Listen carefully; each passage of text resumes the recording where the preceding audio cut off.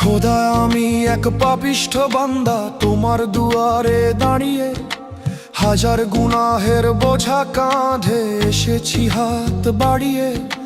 সারাটি বছর কেটেছে মোর ভুলের অন্ধকারে, আজ শিয়াম সেজেছে প্রদীপ হয়ে আমার ভাঙা ঘরে। তওবা কবুল করো মাওলা, আমি দিশে হারা, শুকনো ঠোঁটে তোমার জিকির, চোখে জলের ধারা। তওবা কবুল করো মাওলা, আমি দিশে হারা, শুকনো ঠোঁটে তোমার জিকির, চোখে জলের ধারা। তওবা কবুল